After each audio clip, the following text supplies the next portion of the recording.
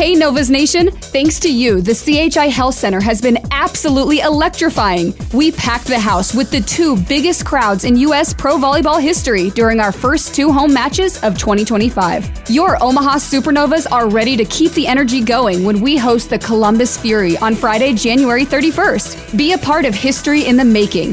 Half-season plans and single-match tickets are still available. Secure your seats now at the CHI box office or online at supernovas.com. WTL. It's time! WTL. I think we got a show. Oh yeah, we got a show. WTL. And welcome back, everybody, to WTL. Where's the Line? Nebraska's first and only sports betting show. I'm your host, Andy Classen, joined by JaBron. Oh, he's back. Yeah. The Parlay Pounder. You got it. And you did some traveling over the weekend. Yeah, I did. I was down in Kansas City Oh, man. for that AFC Championship matchup that we're going to talk about. A little overview here in a little bit. But, yeah, that was awesome. Place was rocking. I think the 2 best teams in the world going at it. It's kind of hard to argue right now and what the Chiefs have going on, and we will get into the Chiefs. But let's backtrack a little bit here. Let's talk about those conference championship games, and let's start with that Philadelphia whooping of the Washington Commanders. I felt that Philadelphia could cover that number, even though it got north of 6 points there. But I did not foresee a shellacking like this. I felt like Washington was riding such a high. Yeah. Obviously, the other shoe felt. It felt like that opening drive, which was an 18-play monster, took over 7 minutes, but they only got a field goal out of it, did Washington. And then for Philadelphia to answer it with a 1-play 60-yard run toss by Saquon. It felt like, okay, the air's out of it. Game over. Yeah, no, Andy, it really was. And, I had hope going into it. I think a lot of the nation did, just wanting the Commanders to be that team, to be the Cinderella story, get to the Super Bowl, all that kind of stuff. But it's like with the 18-play drive, they look really, really good. Had to settle for a field goal. But, all you have to think about in game playing against the Philadelphia Eagles, especially going into that week, seeing what Saquon did to the Rams in the snow, is just we have one person that can beat us. And the first play of the game, tosses it, takes it for 60 yards. But really, what I envisioned going into this game is that Washington had to be perfect to have a chance at the end to win. Right. And the fumble after the Saquon touchdown, and then the other fumble right before half, really just put him in a stonewall. And you just really have to be perfect against an Eagles team like this because if you can't stop the run, you're not going to have that many chances to have the ball. And that's exactly what happened. They would score. Washington would, be careless with it and either score or fumble, and, the Eagles would get it back, run it down their throats, and, put more points on the board. It's a pretty simple path to victory that Washington's been leaning on. It's just we're going to run the ball, and we're going to run it right at you. Yeah. We got a big bully of a running back. We got a big bully of a quarterback. We don't mind running him either. Exactly. They got a heck of an offensive line that was even dinged up. Yeah, Cam didn't even play. You're right. Yeah, I think he came in for a couple plays where he was ready to. He was up there. When the score got so lopsided, I'm like, all right, I gotta pack this in. It just got hard to watch. It's sad to see that that Cinderella story go down. Great, freshman season for Mr. Jaden Daniels, but it seems that they have a couple glaring, aspects that they need to fix or fill. Right. And this guy's going to come back time and time again. This is going to be one of the best quarterbacks, if not teams, in the NFC for a long time coming. Yeah, it's pretty. I mean, if you're asking Washington fans, hey, you're going to end the season 1 game away from the Super Bowl. Yeah, I think they're taking that. Yeah, preseason. Right. Not supposed to make playoffs. Yeah. Finish 3rd or 4th in the division. Exactly. Right. And to play your division rival in the NFC Championship is a little stinger. I get it, but this Philadelphia Eagles team's been to the Super Bowl before, knew what they were getting into, and just had a good game plan of running their best players. Yeah. And they're not the only team that can't stop the run or couldn't stop the run this season against Philadelphia. So of course, nothing to hang their hat over. And in Philadelphia, hey, they're gonna keep doing what they do. Exactly. And I am kind of selling it short with Jalen Hurts. He did have a great day passing as well. Sure. 20 for 28, 246. And then Efficient. we saw the revival of their number one receiver, A.J. Brown, that everybody's been making fun of all playoffs long. When's this guy going to come alive? When's this guy going to come alive? It's called the NFC Championship. 6 receptions, 96 yards, and a touchdown. Smashed all of his props for sure. Exactly. And I did some digging in prep of this, and we'll get into it in Underdog, but he is across the entire season, when he into the Cybermetric stats, he is number 1 overall ranked receiver versus man-to-man defense. Yeah. Number 1 from wire to wire. He's big. So don't give me any of that. I know I missed on him a couple weeks ago. Everybody did. Everybody did. All right, let's move on over to the AFC. Yeah. This was the game everybody had highlighted, and it lived up to the hype. It really did. You were at the game. Yeah. You were surrounded by Chiefs fans. I was in Kansas City. You were. And, surrounded by Bills fans. Yeah, I had a couple, and out of the goodness of my heart, I have family that has some relatives in the Buffalo area. So I bit the bullet. I put on a Jim Kelly jersey. Loser. Yeah, 4 times in a row. Pretty good losses though. Yeah, for sure.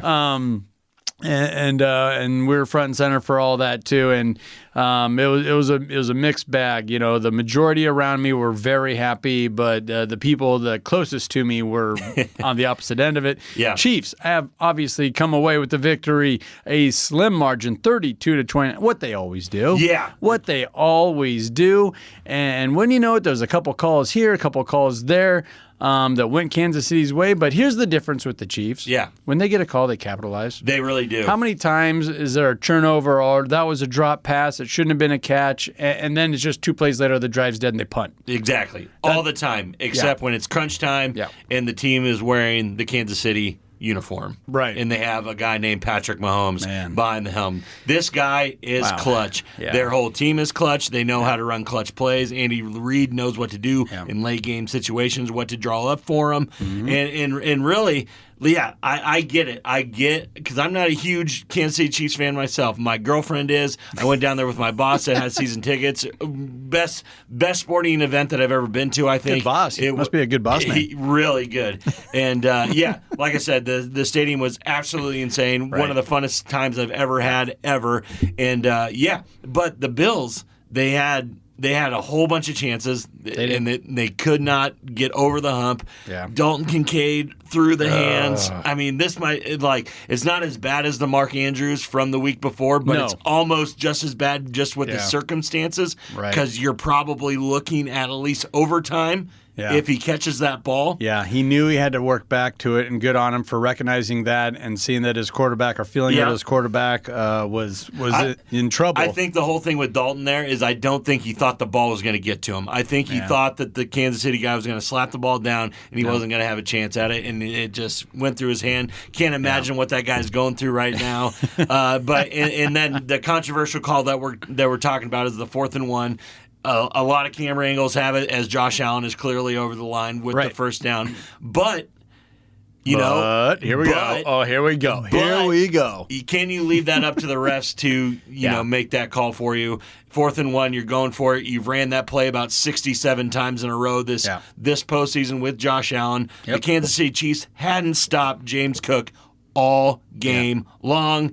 Yeah. I get that you're putting the ball in your best player's hand, Josh Allen, but at some point the Chiefs are going to, snuff it out, and they did. Well, maybe it's not the right call, but in KC, under the lights in the Red Kingdom, what do you expect to happen? Yeah, Mahomes, vintage, 18 for 26, 245 yards, and then out of nowhere has 11 carries for 43 yards and 2 rushing touchdowns. Big plays in the game with him. And I think a lot of people were, dialing in on Isaiah Pacheco. Kareem Hunt had a huge game. Like, you can go across the board against the Chiefs, and a lot of what was supposed to happen didn't happen. Like you said, Mahomes only had 245 through the air. A lot of people would think he had 300, 6 touchdowns and all that kind of stuff. 1 touchdown through the air.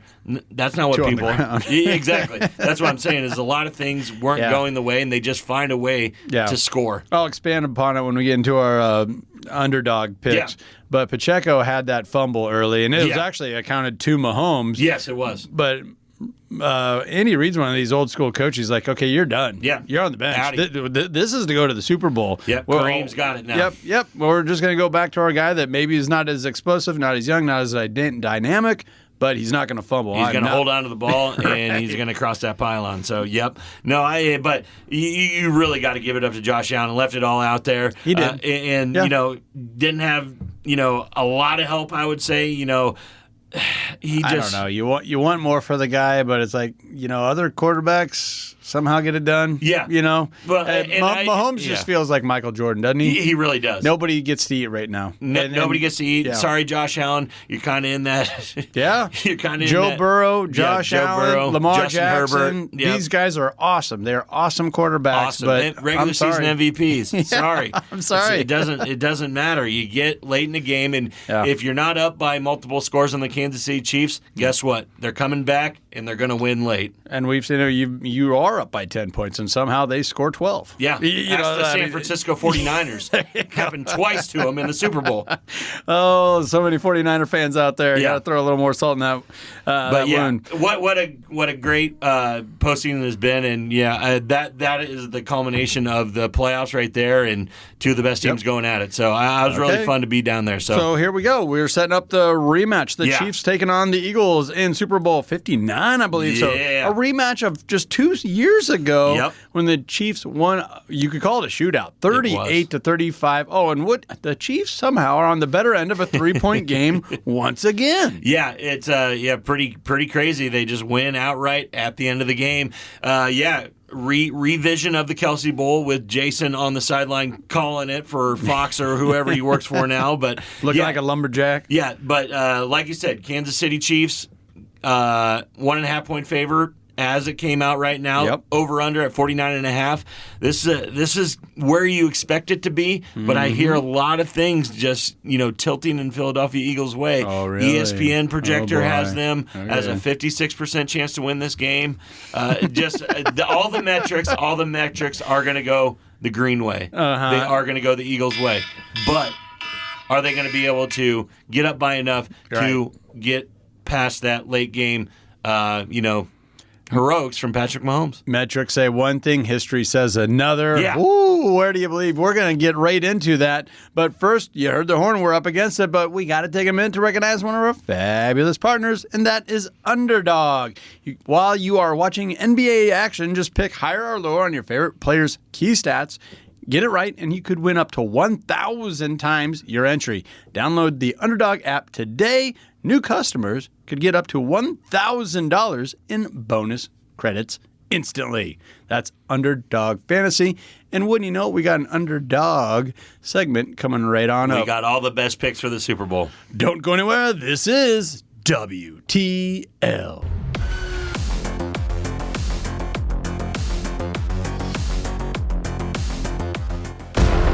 WTL. I'm just a big, hairy American winning machine. If you ain't first, you're last. WTL. And welcome back, everybody, to WTL. You know what that stands for. Where's the line? Nebraska's first and only sports betting show. I'm your host, Andy Classen, joined by JaBron. Oh, the Parlay Pounder. You got it. We're back. You got that dog in you. I got that underdog in me. Because we are going to be talking underdog pick'ems. We got NFL packs. I assume you got a little bit of a parlay working there. Yeah. We're going to try and go 1,000 times our money here. We're getting in on some early lines for the Super Bowl. Do you know the Super Bowl is coming up here? I did know the Super Bowl's coming up, and it's going to be epic. Super Bowl 59. Yeah. Kansas City Chiefs are taking on the Philadelphia Eagles in New Orleans. And I found this stat. I think it's pretty cool. Perfect balance. Yeah. Perfect balance here. This is how sharp these books have been and have been for a long time. 28 overs have cashed in the Super Bowl. Yeah. 28 unders have cashed in the Super Bowl with one push. The only asterisk is Super Bowl I didn't have a total put out. They didn't have an over-under on Super Bowl I. What the heck is up with them? But everyone since then, perfect balance. Are we going to have another push? Are we going to have? It feels like it's got to go somewhere. It feels to me like the over is going to hit. So oh boy, I am on team over. Okay. Well, hey, what are we at? 49.5? Yeah. Okay. Yeah, it does kind of feel that way. Just that's my initial thought. But we got to get into some underdog picks. Yeah, I know you got some props across the board here. I kind of got into the app earlier today, picked out some that I really liked, looked at what other people were doing. Let's see where you want to start. Well, I just think I'll start with the Kansas City Chiefs. It's fresh in my mind. I got about 3 or 4 players here that I think the lines are really good on them right now. So if you want to get some parlays in, you want to get some plays in early, I think all of these are bound to rise next week just as the excitement of the Super Bowl goes up and goes up and goes up. The main one that I want to talk about is Travis Kelce. He's on fire. He's going to be on fire. This is the Super Bowl. This is the biggest game of the year. Biggest player in the sport besides probably Patrick Mahomes is Travis Kelce. They have his total receiving yards all the way down at 64.5. This guy is going to probably be close to 10 catches this game, probably going to get in the end zone. I believe 65 yards is a layup for Travis Kelce. I believe they're going to go to him early and often. I believe it's one of the best plays on the board right now in Underdog. And I think Taylor Swift's going to be there. I did see a pretty cool CGI picture where she was the quarterback. So she was like replacing Patrick Mahomes. Yeah, she has in his heart. Oh, man. And it does seem like I don't want to call it sandbag throughout the entire season, but, they're just keeping him healthy. Right. He's old. That's kind of how I felt. He's old. And throughout the playoffs, especially in the second half, crunch time, Patrick Mahomes knows where he's at. Exactly. He looks him up. So I do feel like that's a good one, and I do believe you're onto something thinking that's going to rise. Yeah, those I numbers bet going to it's go up to 70, 72 by the time, Super Bowl week is getting, past and everything, especially with his name drop so much. I believe that's going to rise. Where does that click over for you where it's like, nope, that's too high, I'm going to bet low now? You could even do a hedge later in the week. Yeah, probably next if week. it got up to 75 yards. Yeah. But even with Travis Kelce, that is even, it's very attainable. Sure. So I don't know if I would ever go lower on Travis. I would probably just say I'm not, betting that if it gets up to 75. I just believe anything under 70 yards, Travis is probably going to get with ease. Okay, well, how about this one? DeAndre Hopkins, he burned me a couple of weeks ago. Yeah. I was riding high after he had one good game out of 5. Like, I can't believe you didn't replicate that. Yeah. 15.5 yards is all they're asking for, and I'm thinking under. You're thinking under. He's a 4th, 5th, or the 6th. It's not even a stretch to call him the 6th option for that offense right now. The way that a couple red flags here.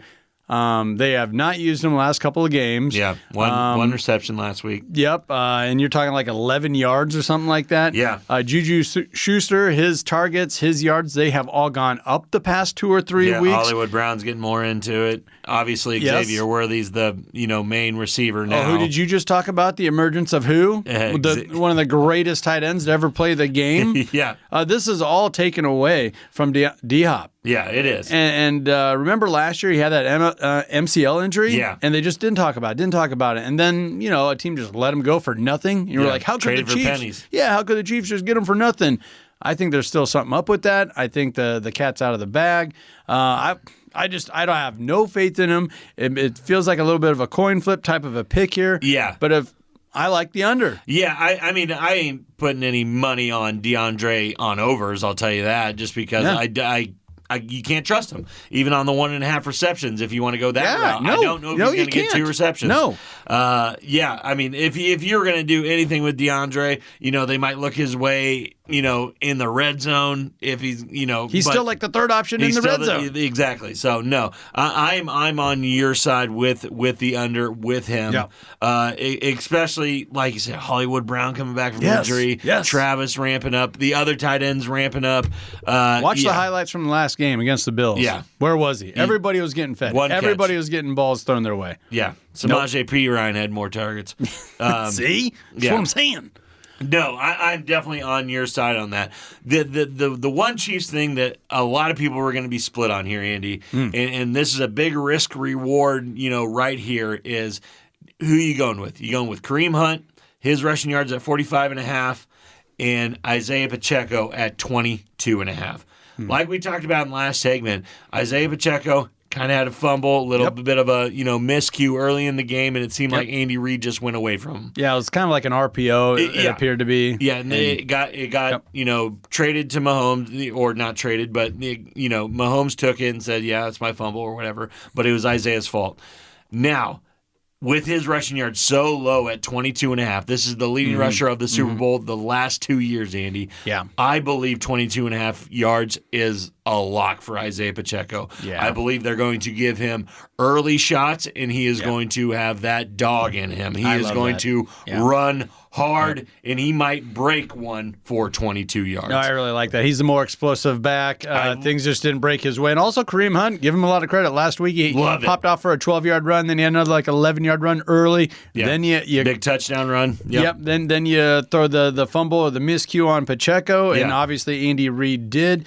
I'll tell you, this kind of lines up with what I'm looking at, and it's Kareem Hunt, rush attempts, set at 11.5 attempts. Yeah. I like under. Yeah. I think Pacheco is going to go off. I think they want to utilize him. Yeah. He is their back, and they nursed him back to – this is why he's – Exactly. This is why he took off the entire season. They're like, no, put you on the shelf. We're good. Now's the time. Yeah. It's Pacheco time. I really do. I love that, Andy, because I do believe that they're going to start Pacheco. Yeah. And I think the Eagles are kind of keen on Hunt as well to be the premier back. So I think it's going to flip for Isaiah. 22.5 yards seems like just a layup for him because he can just do it in one carry. So I really like that. Do you want to switch to the Eagles? Let's talk some Eagles. Let's go. The first one that you got to get out of the way is Jalen Hurts anytime touchdown. Right. They are going to get close, and they are going to push him across the line. He had 3 touchdowns in 18 yards. That is absolutely disgusting. That's like Mike Tolbert or, Mike Allstott, Jerome Bettis, just vulture guys. Kind of is a fullback playing He's a quarterback vulture. sometimes. He's a vulture of Saquon. It's absolutely disgusting. But no, you got to have that. If you're going to make a parlay for the Super Bowl, that has to be sprung in there somewhere, or at least in some tickets if you're making multiple. Jalen Hurts, over a half rushing or receiving touchdown. You have to have that in there somewhere. All right, well, this might have a little bit more flair to it. A.J. Brown, over under 5 receptions. I'm going over. I'm going over in a big way here. Just his targets the last 2 or 3 games should be proof enough. I know he had a stinker a couple earlier in the playoffs where he was reading his book and everyone was 2 games. It was kind of piling on him. But just look at his season stats. He is right there. I think he's well within the top 5 as far as targets per game. And now is the time. They need him because I do believe somehow, some way, Spagnuolo, the DC for Kansas City, is going to scheme up a way to maybe not take away Saquon Barkley, but at least contain him to where they're going to have to go to a second option. No 60-yard runs, no 80-yard runs. There's going to be 3rd and 7s, 3rd and 12s, 3rd and 8s, where that's A.J. Brown time. I absolutely love that, Andy, because I believe A.J. Brown's a big key factor for the Eagles if they have any chance of winning this game. I think they need a big game from Devonta Smith and A.J. Brown. That being said, I love the under on Saquon's rushing yards. Ooh. They are all the way up at 115.5, Andy. I love Saquon Barkley. He's probably the best player in football this year. But that is such a high line. It is. He could have one of the best games in Super Bowl history and be under this total. Right. He could have 100, like last week. He had 112 yards and 2 touchdowns, whatever. Still didn't get it. I think this is way too loaded up, and it might go higher, so maybe you want to wait. But out of the last 29 Super Bowls, only 5 running backs have run for over 100 yards. Like you said, we love everything about Saquon Barkley. But this is where a defensive coordinator is one of the best to do it and has been for a long time. He's had a pretty good run in Kansas City. Pretty good run. He gets 2 weeks to scheme up a team that he's beat before. So I just think it all adds up to that under 115 and a half. 115 and a half just rushing yards. My goodness. Yeah. And then on the other side of that, I'll go back to A.J. Brown. 73% of his games this year, he got targeted far more than 5 times. Yeah. So it's going to happen. He's going to get it. He's going to get it. It's insane. So yeah. So I love that pick, Andy. That's one of my favorite on the board. But my biggest one for the Eagles that I really love is Jake Elliott, the kicker. Okay. Over 1.5 field goals. I believe that, like you said, they're going to stall out on drives on the Kansas City side of the field, and Jake Elliott is going to have a heyday kicking field goals. I believe this is one of the locks on the board right now, and he gets this over. Now, you heard the horn. We're up against it, but do you have a parlay here? Yeah, I do, Andy. Let's hear it. And Let's it's do it. three of the picks that I just said, 3 of the ones that I think are most likely to happen in the Super Bowl, and it is Travis Kelce, over 64.5 yards receiving. Do the higher on that. Jake Elliott, over 1.5 field goals, and then I gotta throw Jalen Hurts in there. He's just gonna score. Yep. 1 touchdown. I have that in for $25 right now to win $150. Love it. That's a huge return on 3 things that are most likely going to happen in the Super Bowl. That's on the Underdog Fantasy app. Underdog. Well, you heard the horn. That means we're up against it, but we got to take them in to recognize one of our fabulous partners, and that is the Nebraska Brewing Company. World class in every glass. Don't go anywhere. This is WTL.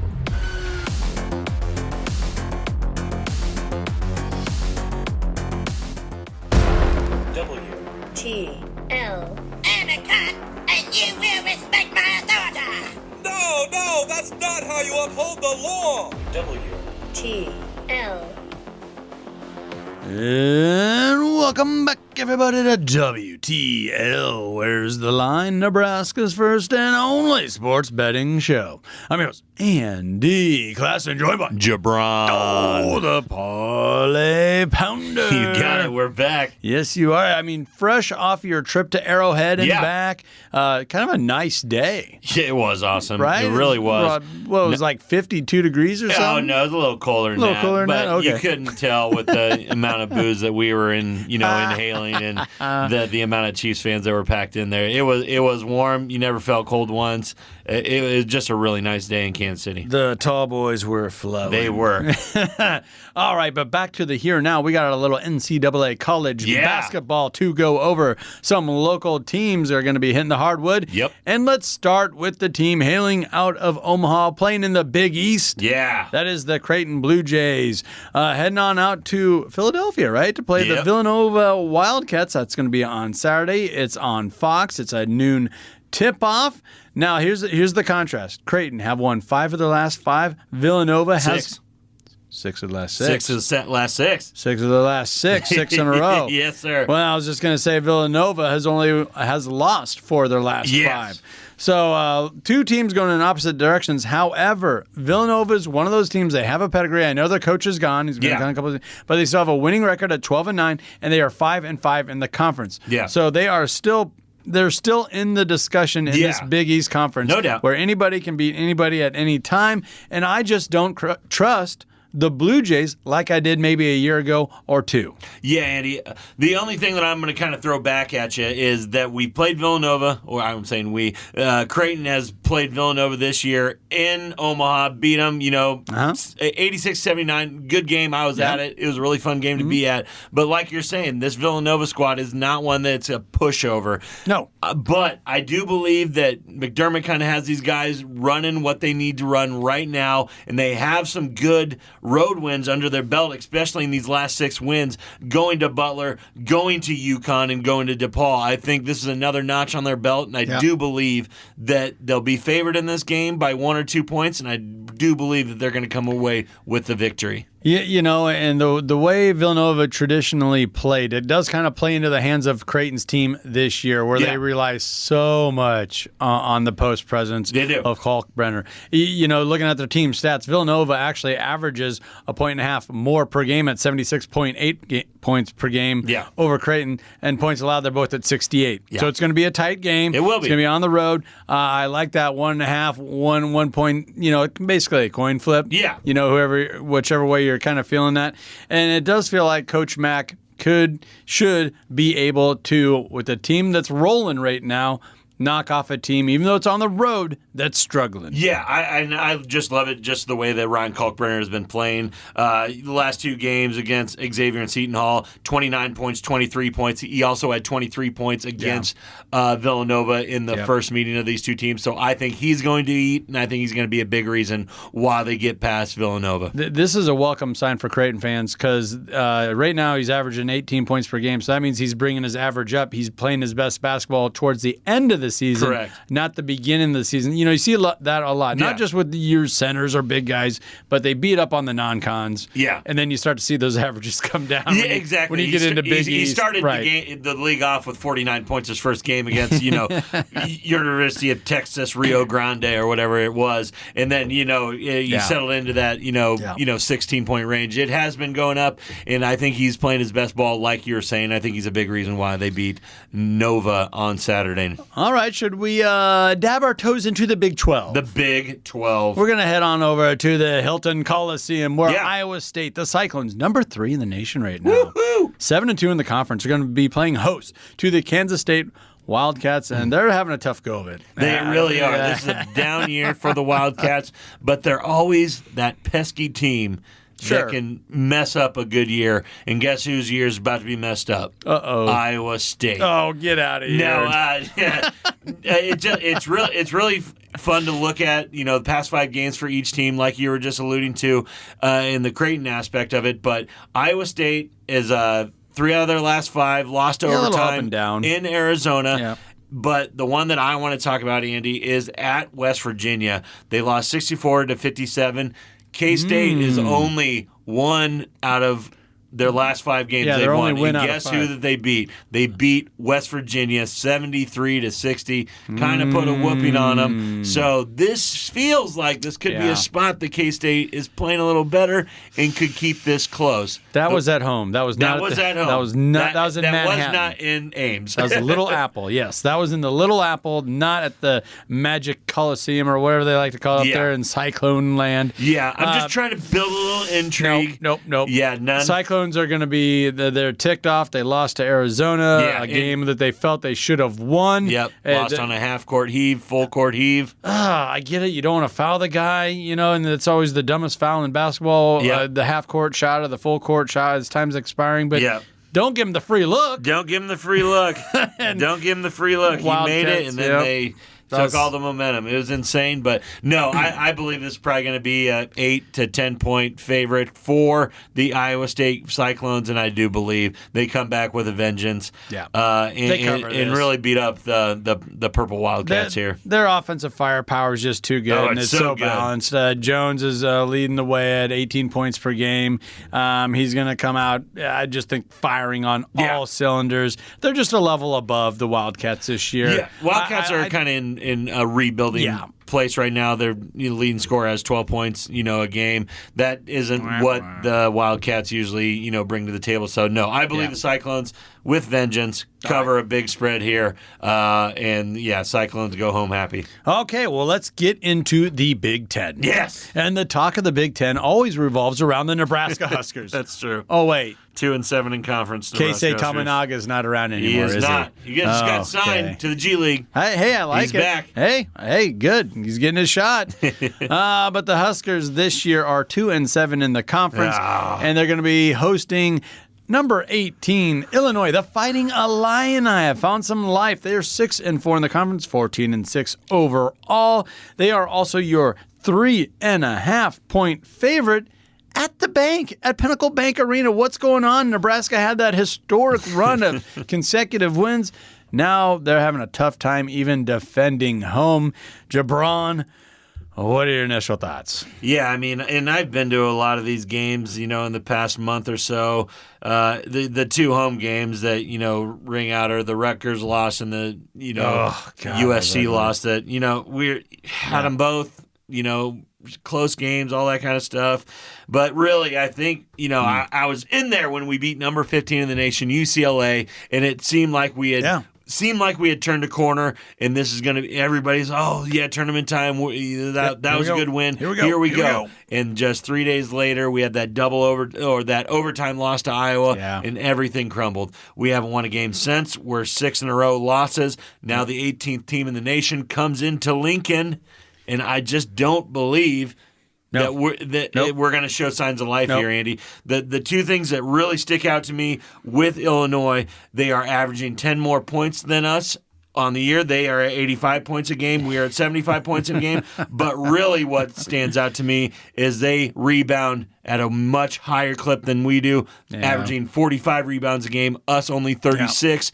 That is going to be a big, big problem. This is Big Ten basketball. Illinois, Purdue, they do it best out of anybody. Bring in those big guys, get rebounds, bully ball, and that's exactly what's going to happen. They cover this easy, Andy. 3.5 points. Are you kidding me? Yeah, it does feel that way. I hate to admit it. And you bring up a great point there. The fight, the dog. That's where Nebraska kind of would make their hay, and you don't realize what a guy like Mast does for you. And even Josiah Alec, he might not be the most talented, the tallest, the fastest. Working hard, but getting rebounds, slapping balls away, making threes. Right. That's just what happens. These big guys for us now, I do believe they're a lot more talented. I do believe that. But it just seems like they're not in the flow of an offense. I don't know if we have a flow of the offense. Yeah, and there's rumors always. Whenever you lose games, rumors come out. That doesn't help the scenario. But Bryce Williams, sometimes it's like, this guy's unstoppable. Then you see Gary go off, and you're like, this guy's unstoppable. Yeah.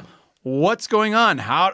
You're right. The wheels just fell off after that overtime loss to Iowa. And to win those type of games against a team like Iowa that you feel like you probably should beat, right? You need a Josiah Alec. You need a guy like that. Yeah. I mean, he's just not there right now. And Sam Hoiberg's our biggest energy plug, but he's 5'4" and very big offensive liability. I'm sorry, he's a really good basketball player and all that kind of stuff, but he's just very undersized. What our biggest problem is our leading rebounder averages 5 rebounds a game. We need to get on the boards if we want to win basketball games in the Big Ten, and this team is not going to let us do it. They got big guys across the board that rebound and play big. Yeah, and that's kind of been the story for, a lot of Hoiberg's tenure was like, need to get a banger. You need to get a big guy. And he got that for a couple of years, and we won some games. It feels like you can find especially through the portal, you can find a score. You can get a guy. We say that, and there's plenty of teams that need scoring. Yeah. I get it. Well, you could throw Nebraska in that ring. But in the Big Ten, how many years has Michigan State just played this ugly brand of basketball, but somehow just wins the conference? That's how they do it. And it's just the way it is in the Big Ten. Conference. So 3.5, I think we both feel pretty good about Illinois being able to cover that, even though it is in Lincoln, a place that traditionally over the last 5 years or so has been pretty tough to try and sneak those wins in. Yeah, I'm just looking at the last two losses that we had in Pinnacle Bank Arena. Rutgers, USC, very, they're decent teams, but they're nothing like in Illinois that comes rolling in here with that 18 attached to their name. Hey, congratulations to St. Thomas and his victorious return to the Pinnacle Bank Arena. Let's go. That was a neat little thing. Our in-state media paid a lot of attention to him, and then even after the win, and he got to say, I was with Pinnacle Bank. That was nice, too. Give him a little shout-out. Yeah, he played pretty well against us, and he did. We couldn't stop him. Make free throws. He had a little tough there making free throws, but he got a couple good dunks and made the highlight reel. So congratulations, St. Thomas. What was that? Miller North shout out. There we go.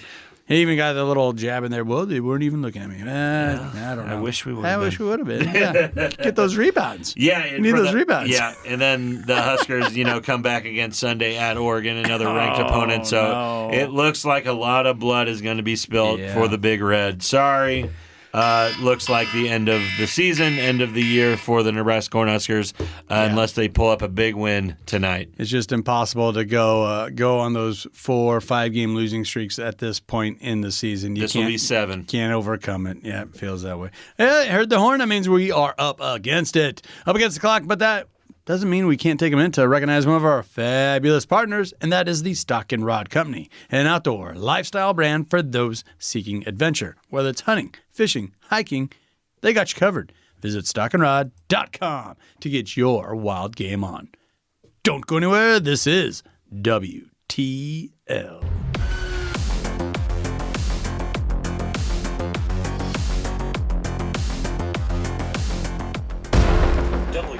WTL. Capitalism is the only way, Leslie. It moves our country forward. It's what makes America great, and England okay, and France terrible. WTL.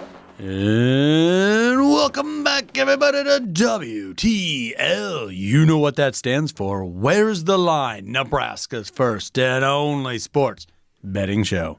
I'm your host, Andy Classen, joined by JaBron. Oh, the Parlay Pounder. You got it. We're back. And I got to tell you, it feels good to be talking about the UFC. Have to. Once again. Yes. We are talking UFC Saudi Arabia. They are back in the desert, back in the sandbox, however you want to put it, and this is a banger. It's the return of Mr. Stylebender himself, Israel Adesanya. This is a deep card, though. It's awesome. The 3 fights are awesome, for sure. No doubt, and those are the 3 fights that we got lined up right here, right now. We're going to start with the heavyweight bout. Yes. This is going to be some fireworks here. I'll give you my thoughts. Obviously, we got to hear from you, though. Sergey Pavlovich is taking on, not Thunderstruck, Rosenstruck. Yeah. 15-5 is Rosenstruck. He's sitting at a plus 250 underdog. Everyone's thinking we got to get Pavlovich a win. He's he's lost 2 or 3 in a row now? Big 3 of his 2 last 4. skid fight. Yeah. But that's against some elite level competition. Sure. I'm sure you'll get into it. But he's 18-3 overall. It's just that those last couple of knockouts, they're the most recent fights.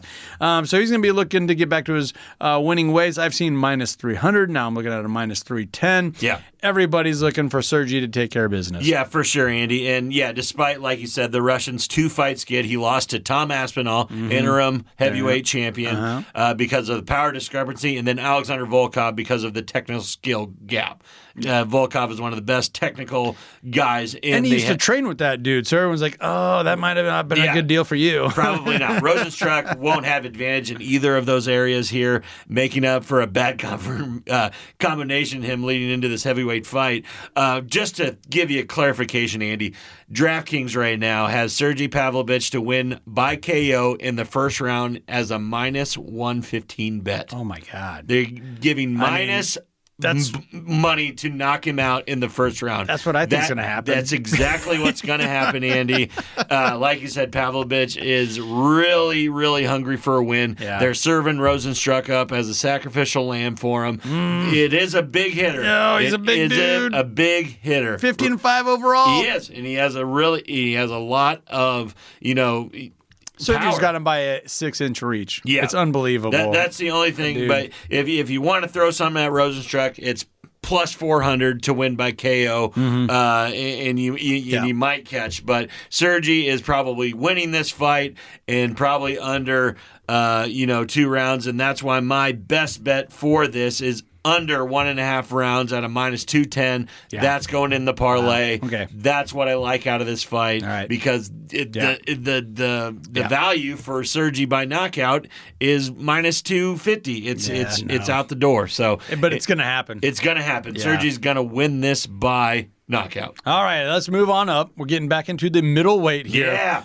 Sarah, the Bullet Magnumov, is taking on Michael Page, the double back fist. I mean, let's see here. The Russian Magnumov is your minus 195 favorite, but a lot of people like them on from France, or Britain, Britain at a plus 150. I'm seeing a lot of action tend to find the way over to Michael Page. Yeah, Andy, and I've picked against Magnumov a lot recently with no success because this guy he's 15-0. 15-0. But I think I'm going to fall for it again because I love Venom Page. I love Venom Page. Unlike previous predictions where I thought Magnumov would, succumb to wrestling of his opponent, it's MVP superior and awkward striking that gets him wins like this. And I think it's going to hand Bullet his first loss. I do believe it just the awkward stance that Venom Page really puts out there. He has a dead eye. Yeah. I mean, give him a break here. And I noticed that he gets beat up on that side of his face. I just rewatched one of his fights from 308. Yeah. And that side of his face was just crushed in, but it doesn't matter. He can't see out of that eye anyway. It's bizarre. Exactly. I mean, it is possible that Magnumov scores a vicious knockout win over Page,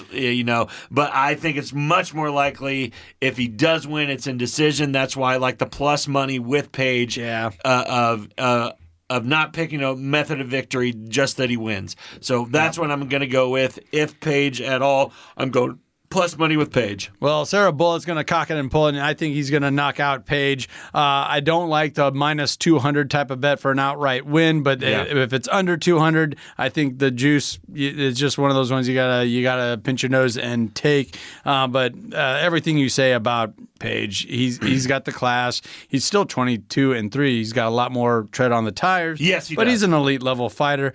What worries me, and maybe it shouldn't, is that Magnumov outweighs Page by 30 pounds. 30 pounds, and they're in the same weight class. Yeah, he just Page is just more of a slender guy, moves around really quick, all that kind of stuff. Yeah. The way that I really envision this is going the distance. I do believe the best bet is a minus 230 over 2.5 rounds. I believe it goes the distance here, Andy. That is going in the parlay. If you are, keeping a long track here, is an over 2.5 rounds for this fight. All right, well, let's get to the main event. Let's do it. All right, guess who's back? Guess who's back? In the middleweight class. That is Izzy.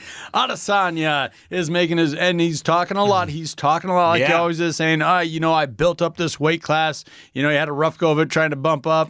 What has he lost? Like 3 of his last 4? 3 of his last 4. Wow, but I mean, those are against elite level guys. That's all he fights. That's all he fights. That's all he championship fights. And here we go. We're in Saudi Arabia, headliner here. He's matched up against Amanov, and he is a minus 162 favorite. So it's not even that juicy, just for an outright win. And this just feels like Adesanya.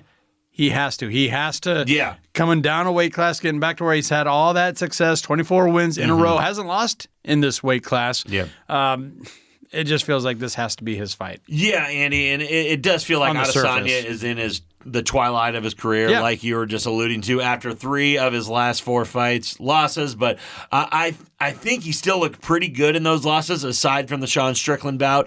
Meanwhile, Imanov is failed to jump off the page during his 3-fight win streak. Just doesn't have a lot of juice to it, it seems. His most recent fight against Brendan Allen did nothing to alleviate concerns. He might not be ready for title contention yet. I'm going to go with Adesanya's skill advantage over his youth. So I like Adesanya in this. I don't believe there's going to be a knockout, Andy. I believe it's going to be by decision. I believe he's going to keep him with that long reach and just keep him at bay, piece him up when he needs to, back away when he needs to.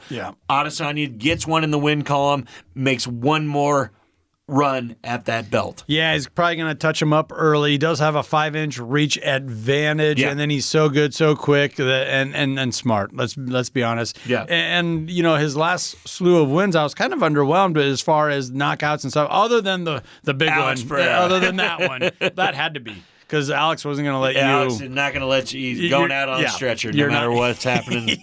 Either you are or he is. Yeah, you're not going 5 with Alex. No, you can't. but other than that one, he had a lot of those bouts where I just felt like, man, there's a lot of dancing around going on here. And he was just, because he already knew. He's got the win. He's got 3 rounds in his back pocket. Now all he has to do is just, stick and go type deal. And this could be just vintage that. It kind of feels that way. He needs to get in that win column and set himself up for a championship fight. He can't stay in there and risk getting knocked out and losing a bout, another bout. Yeah, to an underwhelming person. Yeah. He needs to win this fight and get something lined up with DDP or Sean Strickland and go after that belt one more time. I believe if he wins this fight, he's right in line for it, especially with his name in the UFC. Yeah. And that's probably it for him. We're probably going to see 2 to 3 more fights of Israel Adesanya, and he is gone. So that is very sad, but that's what's going on. Yeah, and Izzy even said that, like, look, I'm just looking to cash in on some big ones, and here he is headlining UFC Saudi Arabia. I still think he has that showmanship. Yeah, and he's not going to let the fans down. No, he will not. He is going to win this fight, Andy, and I like him to win by decision. By decision. Yep. All right, Mr. Parlay Pounder, tell me you got a parlay for UFC. I do, and I pretty much just lined it out for you. It's over 2 rounds in Magnumov Michael Page. It's under 1.5 rounds for Sergey Pavlovich and Rosenstruck, and then I'm just taking Israel Adesanya money line, putting all those together. $25 to win $100. Okay, so you got a money line in there. Yep. It feels like this isn't that risky as a parlay maybe should be. No. I mean, this is UFC, so nothing's guaranteed. Nothing's guaranteed, Andy. These are all minus money bets, but I just think it's a very good one to get my bankroll ready for the Super Bowl. Okay. I'm going to get $100 into my bank account for the Super Bowl. I just love these 3 lines. I don't love the lines, but I love these 3 picks, and they're most likely going to happen at UFC Saudi Arabia. And we got to mention, programming note, you just said it's in Saudi Arabia, so this is going to be aired on ESPN Plus at 11 a.m. Yes. 11 a.m. Central Standard Time. We talked about the Nebraska Brewing Company. You might want to look at the pickle beer. Yes. The pickle fight. Pickle fight. Throw a little zang in there. Throw a little, Bloody Mary. Ooh, yeah, that spicy one. Bloody Mary. That'll wake you up. A pickle punch to the throat. There you go. We'll give them another shout out. Nebraska Brewing Company. World class in every glass, and that might be the key for you to hang in there for all of UFC Saudi Arabia. Yes. Well, that'll about do it for us this week. So be sure to give us a follow, a like. I'm hearing the algorithm on YouTube, they like likes more than they like subscriptions. Okay. So, if you had to choose one or the other and I could only twist your arm out there. Yeah. Give us the like. Give us a like. Okay. Give us a like, a subscribe, and a comment. Give us the trifecta. That way we have it all. We're also on ESPN Tri-City Radio and their Facebook page with the short videos, and you are holding down the TikTok while you can, if you can. We are back open on TikTok at WTL Sports Betting. Make sure you give us a like, follow. We are posting, plays, parlays, everything you can on big sporting events for the weekend. And we're always on X, giving those plays and a little feedback here and there.